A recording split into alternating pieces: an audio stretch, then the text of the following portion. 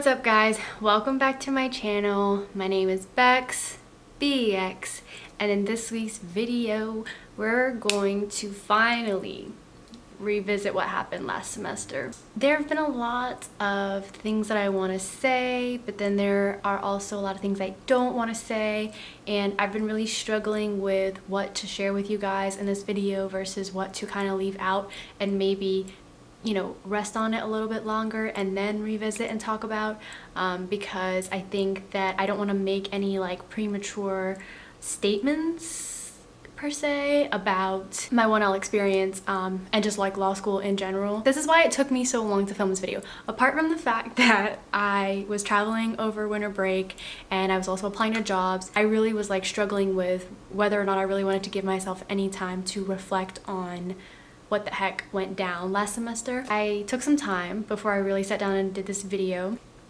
If you guys follow me on my Instagram account, Bex Not Bex, if you don't, you should follow it because you'll know more about me if you follow that account, and you'll know more about like what's happening on the day-to-day when I'm not posting videos and you're like, where is this child? Where did she go? And then you'll see me on Instagram and I'm like, hey guys, sorry, I can't film today. And then you guys can be like, oh, okay, she's flaking on us again. Cool. Okay, so I asked you guys on my Instagram before I filmed this video, because I was thinking about it. Do I want to just pick the topics that I think, I like to ramble, so I could just end up going on and on and on about every little part of last semester and my reaction to it? Or I was like, why don't I just first, before I even sit down and film this video, let me ask you guys what it is that you might want to know in particular so that I don't miss anything in this video, that might be in relation to last semester.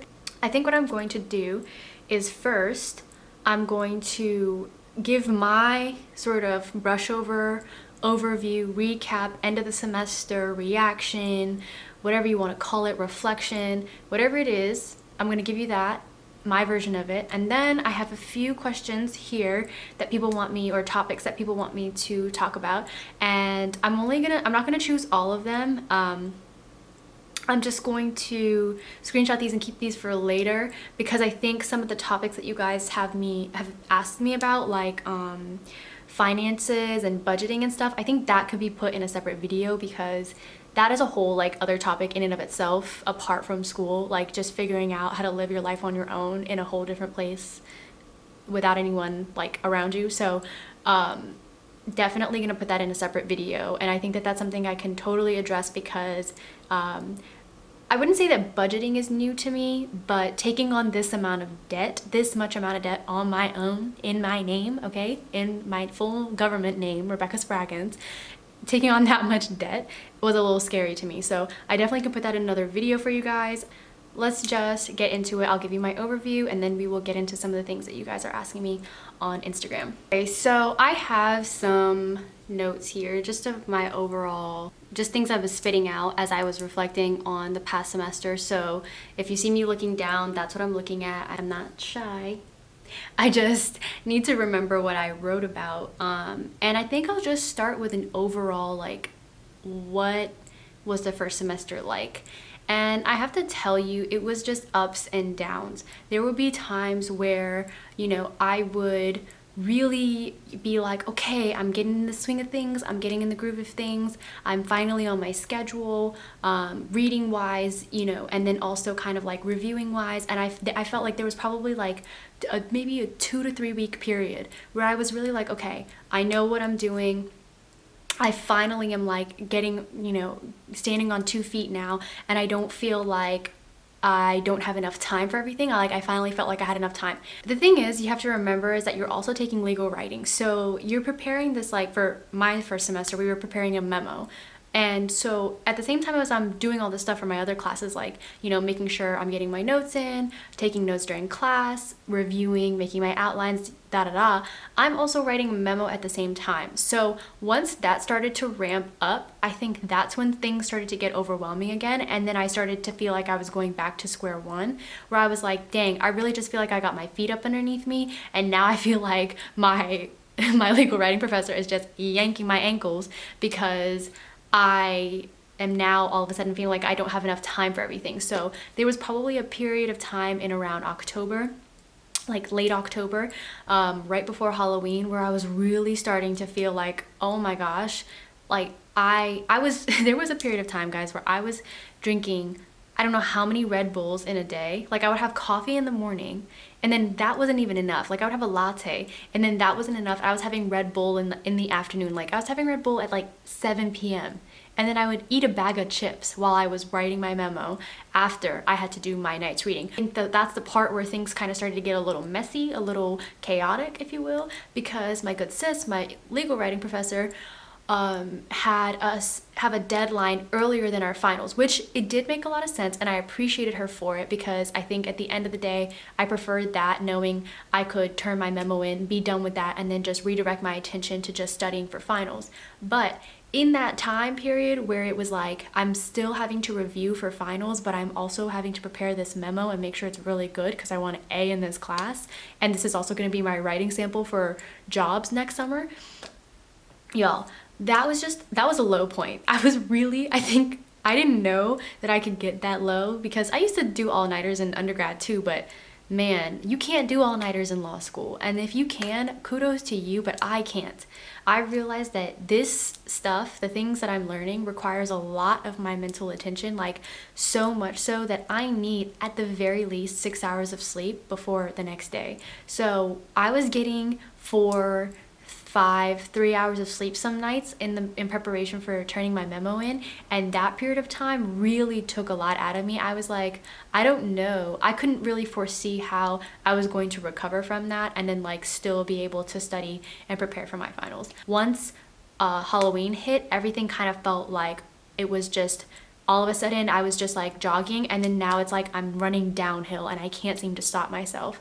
And I think that's why I say that there were a lot of ups and downs, because I felt like I was getting into the groove of things by the beginning of October, which sounds like, girl, your semester was ending in November, like what? But really halfway, right around my midterms, I really felt like I was getting into the rhythm of things, and I was really excited about that. My semester was ending, well, supposed to end at Thanksgiving, and I think that was another addition to the ups and downs of the first semester. We were supposed to end right before Thanksgiving break. All of our finals were going to be like back to back to back, but there was a COVID outbreak, and I don't know who had it. I don't know any of that stuff. I don't know the details. All I know was that we had to all get tested, and they call us or they email us literally the day before our first final exam. So I was gonna have my civil procedure exam, and I was gonna have that on Monday, and on Sunday morning they emailed us saying we're pushing exams back.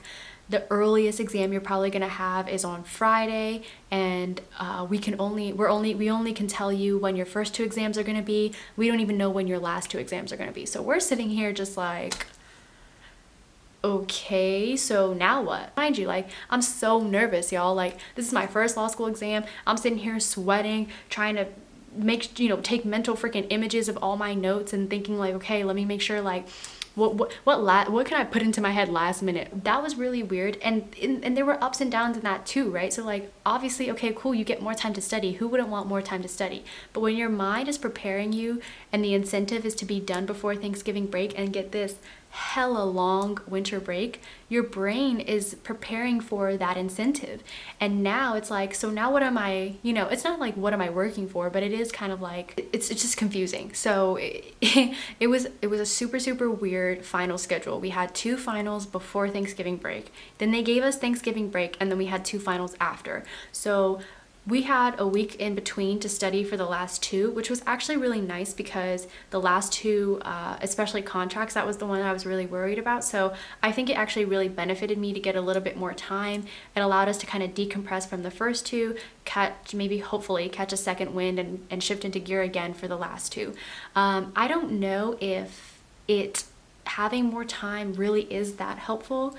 I don't know if it just plays plays tricks in your mind, telling you, yeah, because there was more days before that next exam, that you're telling yourself that you were more prepared. It was just a matter of how well you use that week in between. And I can't say that I was upset with administration for doing it.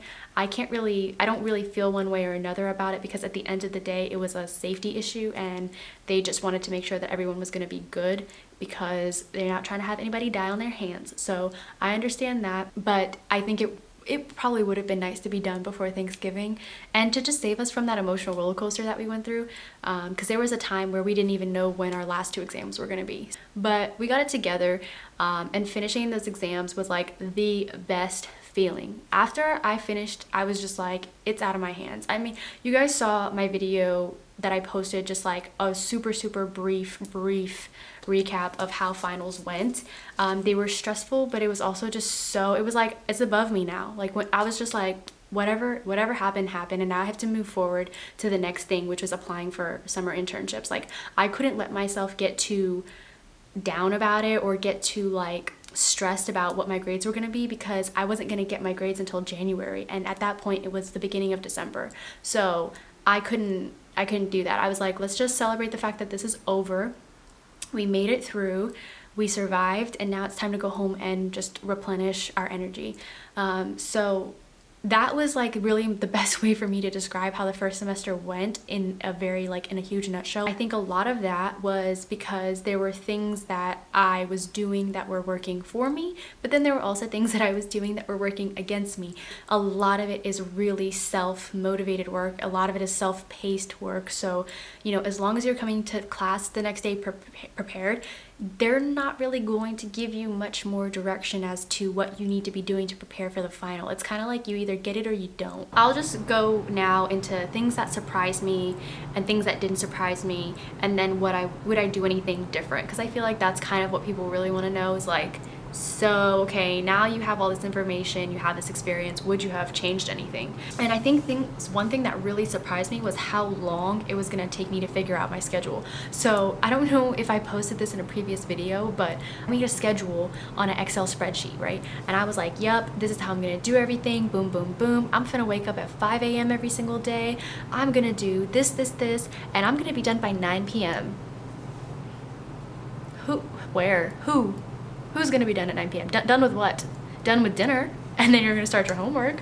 That's what it was. It was coming from a good place. When I did that, it was coming from a place of, I know that when I was an undergrad, I was a bit of a procrastinator, and so I knew that I had to make a schedule for myself. So it came from a good place of knowing like what my bad habits were in the past.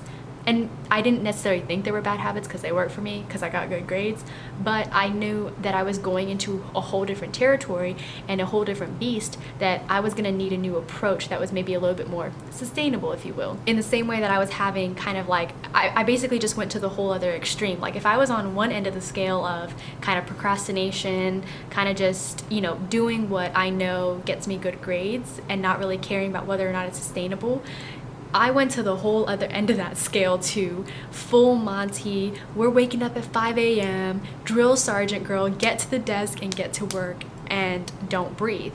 And I just wish I could have really seen just how on the opposite end I was going to, and try to find maybe something a little bit more in the middle ground. And I think that's what took me by surprise. Was I was like, well, I thought I just made the perfect schedule for like an ideal law student. Why wouldn't this have worked? Why isn't this working for me? Well, for one, I get really tired, okay? I was getting super tired because my days were long, and so it was kind of difficult for me to keep waking up in the morning at that 6 a.m., 5 a.m. schedule. It was like, it didn't make any sense. So that was something that kind of frustrated me at first. I can't lie, I was really bummed out with myself. Like, I was very disappointed in myself for not being able to wake up that early every day. I was like, Rebecca, come on, you made the schedule, now stick to it. But I had to remember, like, this is completely new to me, and at the same time, like, I think that's kind of goes into the next thing that caught me by surprise, was how long reading was gonna take. People tell you like, yeah, it's a lot of reading, but they don't really tell you like, it's not so much that it's a lot of reading. It's actually not. 20 pages maybe, sometimes it was like 15 pages for a class. Really, that's not a lot if you were just reading maybe, say, a chapter book, right? 15 pages is really not that much. It should probably take you less than an hour. But the mental attention those 15 pages require, because you got to be taking notes, good notes, so that you can be prepared for class tomorrow. And another thing that I think was also kind of like motivating that or adding more pressure to that was this idea that I'm taking notes to be prepared for a cold call, just in case. So there was that added level of anxiety where it was like, I'm not just like taking notes to make sure that I am understanding what I'm reading, but like now I'm taking notes to really make sure that I like sound perfect during a cold call, which again was another thing that I didn't realize, another thing that kind of maybe surprised me, that it really doesn't matter how you do on a cold call. It's just to keep the conversation going. It's just a mechanism for making sure that people are actively engaged in the reading, actively engaged in the conversations in class, but you're not being graded on how well you cold call. Professors are not really going to be like, oh, she did, you know, when they're taking your exam, they don't even, when they're grading your exam, they don't even know whose exam they're grading. You have a blind number.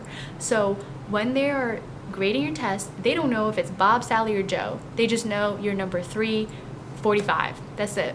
That's all they know. So they're not going to remember, they're not going to see your test and be like, oh, this is Bex.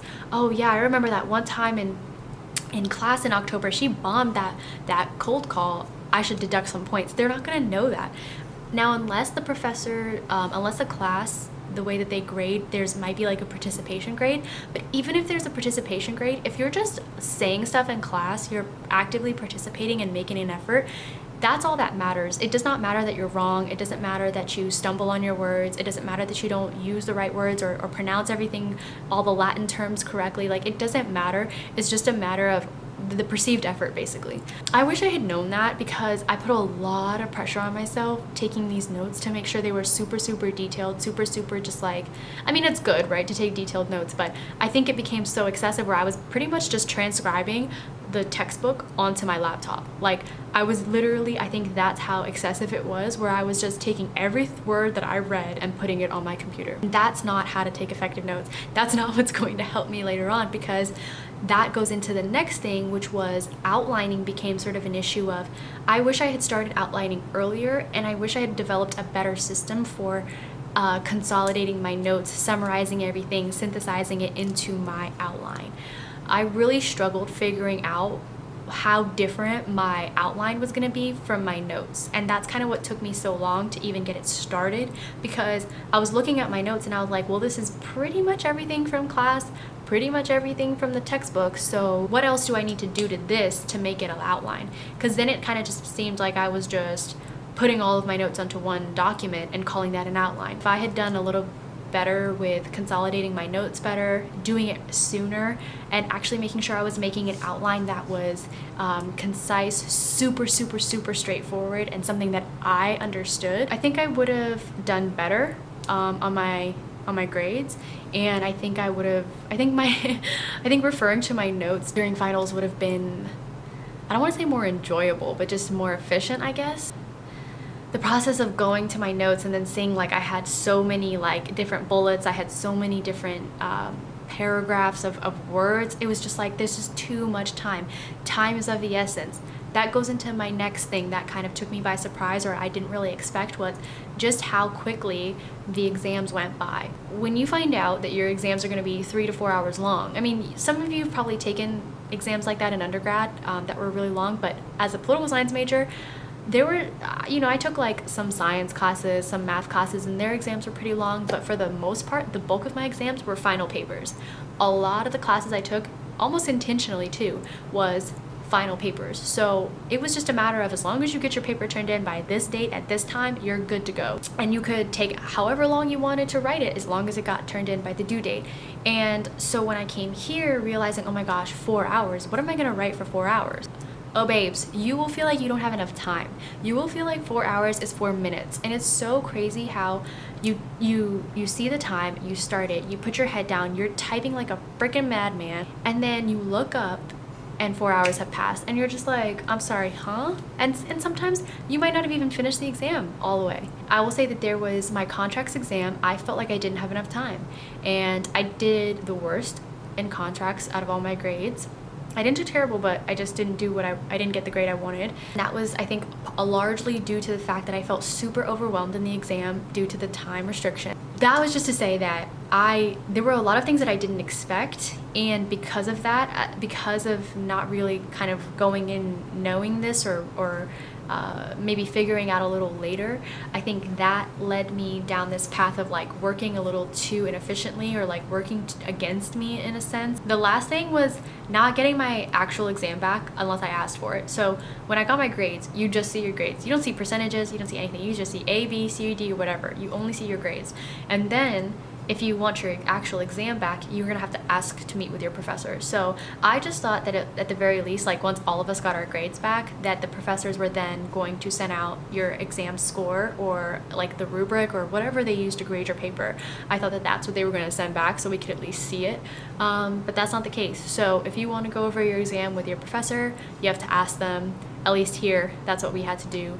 And I was able to do that for one class. I'm going to do that for another class next week, and hopefully just get a little bit more insight as to like what it is that I could have done better. Was it the way I wrote? Was it that I just didn't write enough? Was it that I was just completely wrong, missed the ball?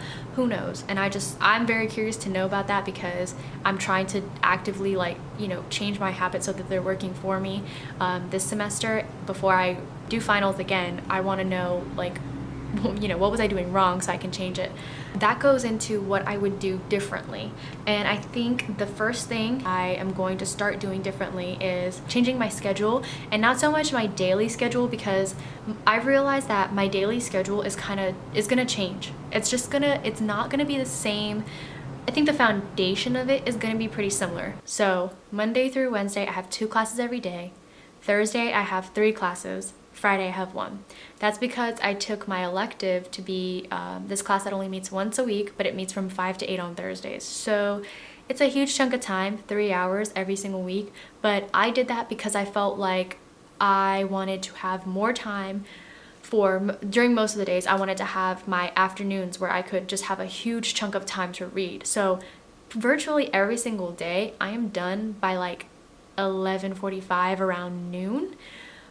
Let's say like 12:30. I'm free right around like 12:30, and that's like when my school day ends. So I have all that time in between then until like, you know, dinner and going to bed to read for class the next day. And I don't know if this like schedule is just working better because Emory just did a better job of scheduling our classes so that we're not in class all day long and then having no time to read for the next day.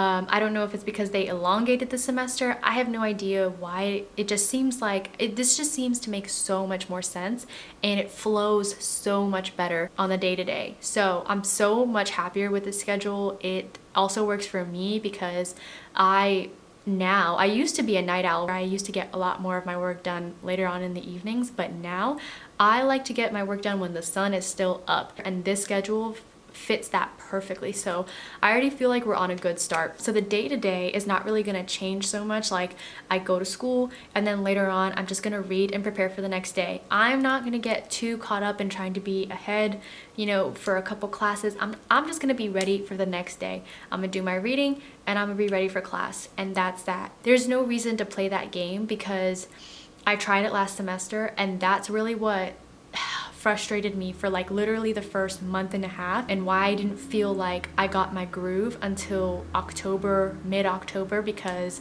that's when I realized I'm just gonna prepare for the next day, and that's when I started to feel like I was getting into a rhythm. Versus earlier in the semester, I was like battling myself trying to get ahead a couple classes, and it wasn't making any sense because I wasn't even remembering what I was reading at that point. Like I was just glossing over words. And then on Fridays, because my last class ends at 10:30, I basically have a whole day to read, and I'm going to use that day to read for my Monday, Tuesday classes of the next week.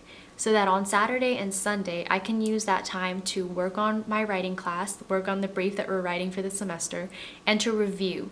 What I didn't do well last semester, I believe, is I didn't do a good job of making use of my weekends to review. I was trying to review like an hour on a weekday when I was really tired. I had a whole day of classes and I was like, okay, maybe we'll try and like study now. It wasn't making any sense. Also last semester, it was unfortunate that I had 3 classes on Fridays. So my days on Fridays started at 9 and they ended at 5. So at 5 o'clock, do you know what little Miss Bex was doing? She was getting a glass of wine and she was sitting her butt on the couch watching Netflix because she didn't want to do anything. So really my main homework days became Saturday and Sunday, and I was kind of all out of review days. Review days, I want to be refreshed. I want to feel like I have time. I'm okay with studying for a whole, 3-4 hour chunk. And I think that I would do better doing that on the weekends. So that's gonna be the way that I'm gonna do it this semester. I have no idea, again, how it's gonna work. Same thing I told y'all last time, right? Like, I don't know if anything that I'm telling you is going to actually work until I go through the process and then do it. I have mentors, right? And they help me kind of just motivate me along, tell me what they did, tell me what works for them. But a lot of the time it's really just about figuring out what works for you. And the sad part about that is a lot of it is just trial and error. Like sometimes you'll get lucky and you just find the thing that works and you stick to it and you just keep pushing. Sometimes you try to take old habits with you and then they end up not working, and then you have to have that coming to Jesus moment where you're like, look, Rebecca, why are you like this? This is not working for you. Change it. A lot of inner reflection, a lot of confrontation with yourself, and you just have to kind of go with the flow. One day at a time, right, folks? Exactly. So far, so good. 2 weeks in, and I feel like I have enough time for everything. Again, a lot of that is probably due to the change in the schedule. I feel like I'm getting things done. I feel very prepared for the next class. Like, I feel like I've been contributing far more in these classes than I have in the last semester, and this is like the first 2 weeks. But again, that's also just the confidence of having the first semester under my belt, right? Like, it didn't just come out of nowhere. Homegirl, I got my butt kicked around last semester, and now I'm like, okay, I'm gonna speak up now. I'm gonna talk a little bit here and there. And I don't know if it's also the subjects that we're studying this semester are a little bit more interesting to me. Constitutional law, property law. We started with intellectual property from the jump, and that's a very interesting topic to me. Crim is actually very interesting because I didn't really do I didn't do criminal justice in undergrad, so I didn't do mock trial or anything like that. So this is kind of new, but it's super, super interesting. So that could also be another thing. There's a lot of factors at play, so I'm not gonna be able to really pinpoint like, this is the number one thing that helped me improve, or I know this is for sure gonna make me a better student. Like, I can't say that. All I know is this is what I'm experiencing. These are the variables around me, and I'm just taking it all into consideration, and I hope you are too. Some other things that I'm going to be doing: being more efficient with my note taking, not writing down the whole textbook, really trying to, I'm still briefing my cases, I'm still making sure that I'm getting the nitty-gritty of the cases and making sure I'm elaborate with that, but try not to just transcribe every single word. Really try to actively engage with the reading while I'm typing and figure out like, how can I make this paragraph into like a couple sentences. A part of that will probably also be when I'm reviewing and making my outline. Take some of that stuff, like the rules and the things that I'm writing, the notes from class as well, taking that with my notes from my reading, putting them together, and just really trying to say like, how can I put this into a page of notes that I understand. I already kind of mentioned this, not caring if I mess up a cold call. I didn't even actually ever mess up a cold call. I don't think there's really ever a way to mess up a cold call unless you just like, I don't know. There's really no way, because the professors, if they notice that you're not really like, unless you're just like, oh, I didn't read. If they notice you're kind of struggling with it, they will coax you along. They will give you kind of like hints as to where they're trying to get you to go, and so it's really not that painful, at least from my experiences. I haven't seen thus far, I have yet to see anyone go through any painful cold call experiences, but I don't care. Like, I'm just gonna participate when I can participate. If a professor calls on me, I'm gonna do my best to answer, and I don't care after that. I just care about making sure my professors see that I'm making an effort to participate in their class and that I read. This is gonna be the biggest one, and I think then after that I'm gonna go to the Instagram comments. Taking more practice tests and then actually going to my professors and asking them like, hey, this is a practice test that I took from Quimby or from the supplement, or I just found this online. Can you walk through this answer with me? Like, this is how I answered it. Would this be the way that you would want me to write this for your exam? Something that I did I think I understood from, you know, early enough was that you're taking the exam of your professor. And I've said this probably in other videos, like the professor, the way that they want you to write their exam is very specific. The words, you know, sometimes down to the vocabulary that you use, it'll be, you know, down to the length. They don't want you to write excessively long answers. Like, you know, sometimes the word counts were less than 750 words or less than 800 words. So if you're used to just writing like I was, writing just super long papers, now I have to learn how to write short and sweet and to the point. So I need to make sure that my professors are seeing that, and I need to know how it is that they want me to write. Are abbreviations okay? I mean, down to the simplest things like that. Like just knowing those things can help you write better on the exam, because you're not wasting time writing out super long sentences and talking about irrelevant things. I think I just did that a little too late. So taking more practice tests as well earlier in the beginning, and then just being in my professor's office hours more. That's really it. The last one on this list was to use more supplements instead of just Quimby to reinforce concepts. So I think if I'm really truly not understanding, I should probably use supplements at the library to help me, because people say that those actually really do help them, because they just put the concept in a different language, and sometimes all you need is for someone to just explain something in a different light, in a different way, maybe using different language, and those supplements do that. So I'm gonna try and look into that a little bit more, but that's what I think I will do differently this semester. I think my intensity, I think it's gonna stay the same, because I did it gradually. Like I let the intensity just kind of build up. I will say that, like I said about last semester, there were ups and downs in the respect of feeling like I was getting into the groove of things, and then, you know, there was a point there with my memo where I was like, damn, now I'm at rock bottom again, like what do I do? But in terms of the intensity for the rest of my classes for the finals, I think I did a good job of gradually building up to that intensity, where there was like maybe, you know, a month of time where I was really getting in there and like trying to study every single day, and really put, you know, a lot of intention into my studying. And so I think I'm just gonna do the same thing this semester, is just kind of let that build up, but I want to still start like my practice tests and maybe my outlining sooner, because I think that will help me just be even more intense in that last month. So it's not so much that like the rhythm is going to change heading into the final season, but the intensity that I was at that final point, I want to be even like, I think I can take it up a notch again. So I'm going to try it, and we're just going to see where it heads. I will probably talk in another video about what I think that's exactly going to look like for me and what my goals are. I did not make like a grades reaction video because I cried when I saw my grades, if I'm just gonna be honest with you. It was just an emotional experience, because I am used to getting a certain grade point average, let's say.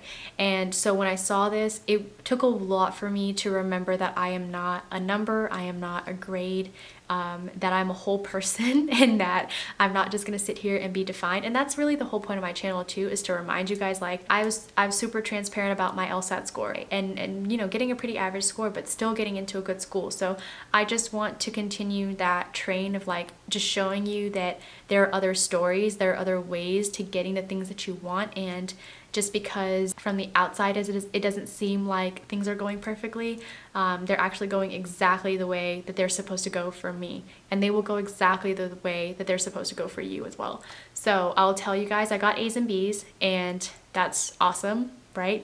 I just wish I had more A's than I got B's, and it's okay. I've accepted it. I'm moving forward, because I cannot dwell on that. I cannot allow myself to just stay in that moment where I was really frustrated with myself. So I'm going to move forward and focus on getting a job, securing that bag for the semester, for the summer, and just doing better this semester. Taking the confidence that I have now from last semester and just putting that into this one, knowing that if that's my baseline, then I should be okay for this semester, and I know I can at least one-up it. And I think it will go well. I have faith. I'm gonna go to the Instagram. Let's see. So some people want to talk about time management. Did you get enough sleep? So like I said, I kind of addressed this earlier, but I really tried to make sure I was going to bed before 11:30, before midnight at the very least. I think that was manageable for the most part, going to bed before midnight, because I was like, okay, the earliest I need to get up the next day was around 7:30. So I definitely feel like I had enough time for sleep because I just cut myself off. I tried a couple nights where like this was earlier on in the semester, but there were a couple nights where I would go to bed like super late, maybe like 2. One night I think I even went to bed at like 3 a.m. earlier in the semester. The next day, y'all, I didn't know what the heck was going on in class. I realized like, okay, at the end of the day, I need to make sure that I am getting at the very least 6-7 hours of sleep. But you know, there are some people who say F the sleep, you'll sleep when you're dead. And I'm not gonna say that's a good way to go about this. I'm not gonna say it's a bad way either, because it does work for some people.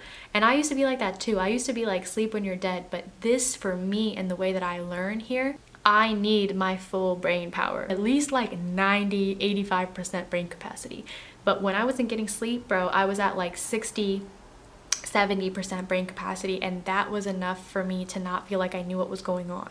And I didn't like that feeling, so I felt like I was gonna prioritize sleep. Some people were night owls. Some people got their best work done at night. They studied at night, and you know, they woke up right before class, they were ready, they got to class, they did what they had to do, maybe take a nap during the day. That was another thing. I wasn't really a napper, so I knew that I needed to get the bulk of my sleep at night as opposed to trying to make up for it with naps. For the most part, my time management, for me it was like managing the time between like 3:30 and 8:30, because after 8:30 it's probably when I would be like eating dinner.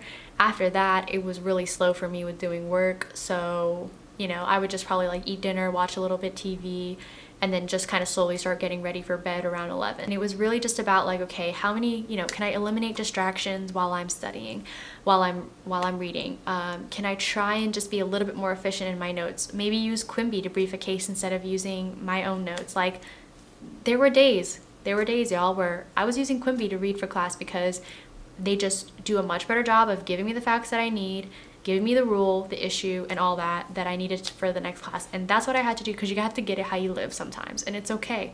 There were times where I would read everything, right? And I would brief every single case and write out the most elaborate notes. That took a lot of time, so I'd probably go to, you know, I probably wasn't starting to get ready for bed till 11:30 or so, and then I'd get to bed at like 12.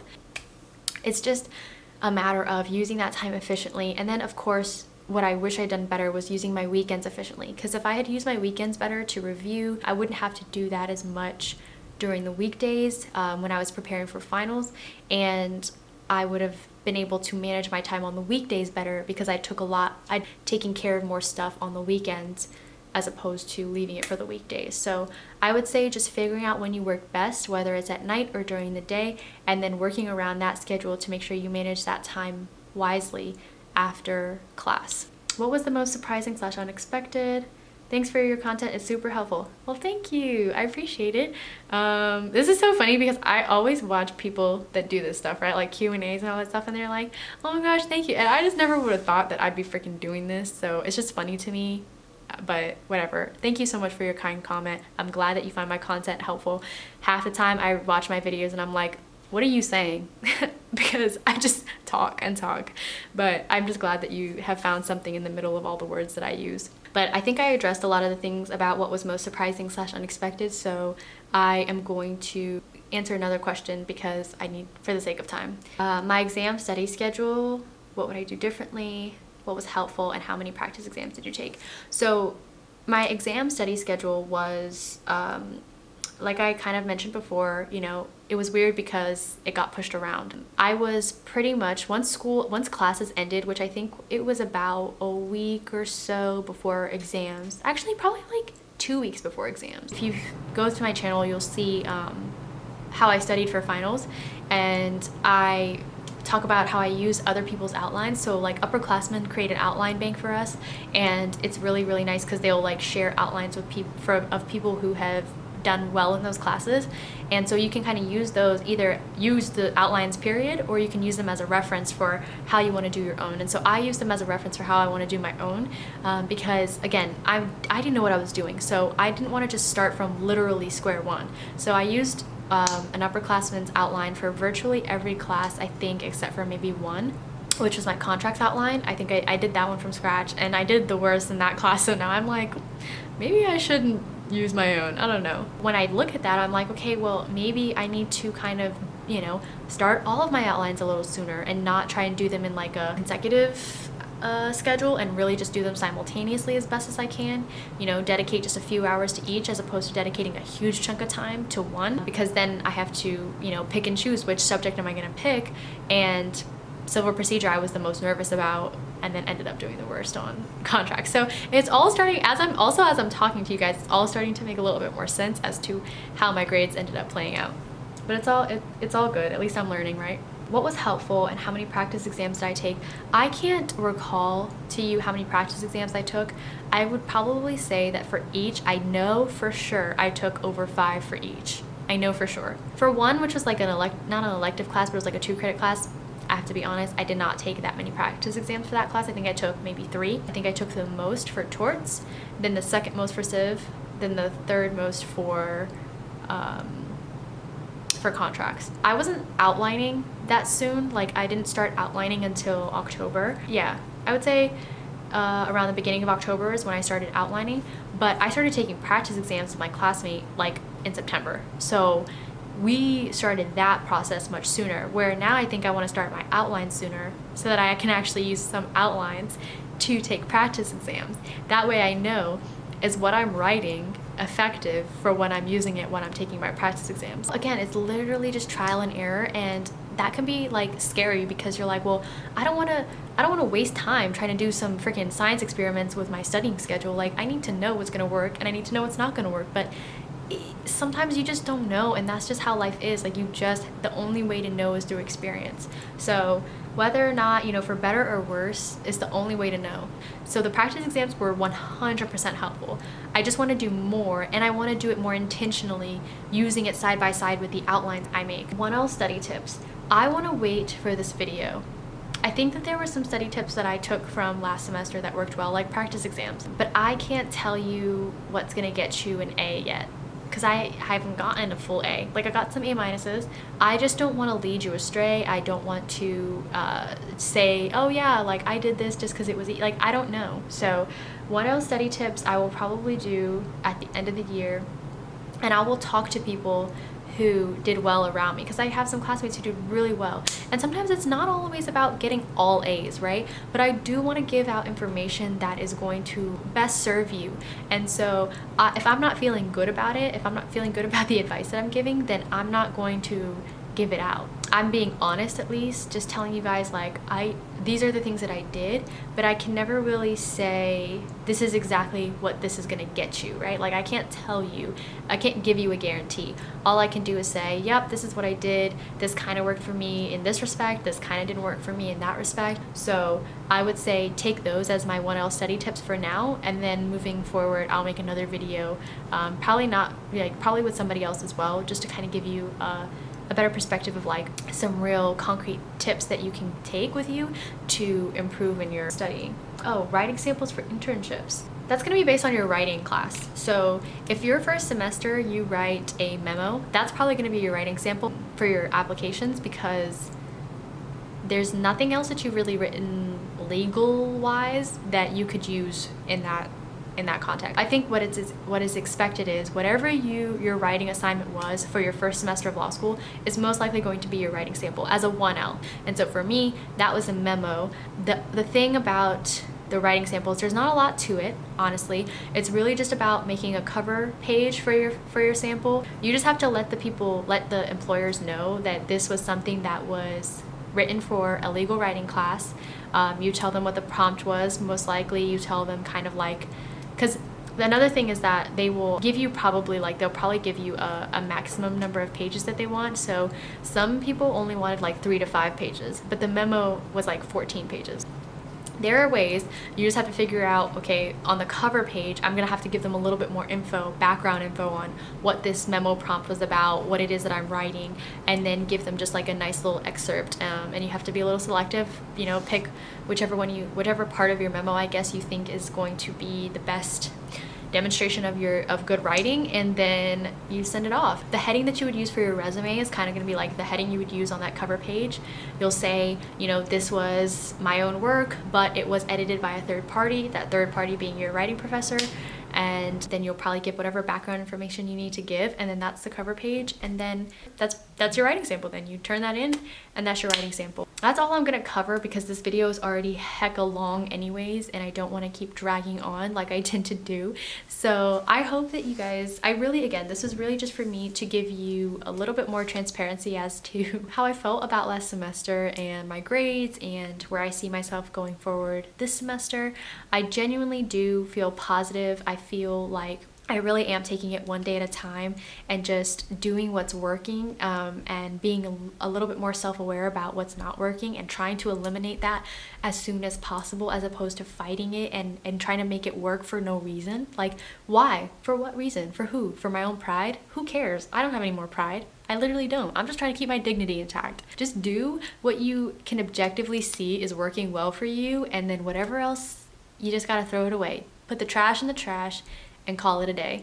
Accept what works for you, reject whatever doesn't, and move forward, because there's not a lot of time. And that's what I think was really the essence of all of this. Like, the bottom line, the moral of the story, the takeaway was that time is of the essence, and the more you try to fight it, the more it's just gonna be like in your face, in your face. So if you can work with it and realize, like, okay, if I just try and be more efficient on the front end, if I just try to do the things that work for me more earlier on, I think that that will serve you better than trying to fight with yourself and make yourself think that you're right just because it's something that someone else told you was gonna work, or it's something that you saw on the internet. Like, if it ain't working for you, you gotta drop it, okay? It's that simple. So I learned that, and I'm really happy that I learned it, and I'm excited to go into this next semester and just see what else I'm capable of, because I am proud of how I did last semester. I just wish I did a little bit better. That being said, I'm excited to film more videos this semester. I'm completely online. I probably should have prefaced this whole video. I'm completely online this semester, and I can make another video as to why I did that, why I made the transition, and then kind of just like talk about whether or not I now feel like that was a good choice for me. You'll see more videos of, you know, me trying to get this job, trying to interview, my experience with that. I'm taking you guys the whole way, and we're just gonna keep taking it one day at a time, guys. Thank you so much if you've made it all the way through the end of this video. I hope you guys enjoyed this video, and if you did, make sure to like that video, press that button, comment down below what other videos you want to see this semester that might have been different from last semester, or things that I just need to talk about some more. And please subscribe to my channel because we are going up. We're gonna have a giveaway soon, so that's really exciting. I'm not gonna say too much about it, but you need to make sure you follow my Instagram so that you can learn more and be on it, so that you can get these little freebies, okay? I'm gonna give you all some freebies. That's about it. So I will see you guys in next week's video.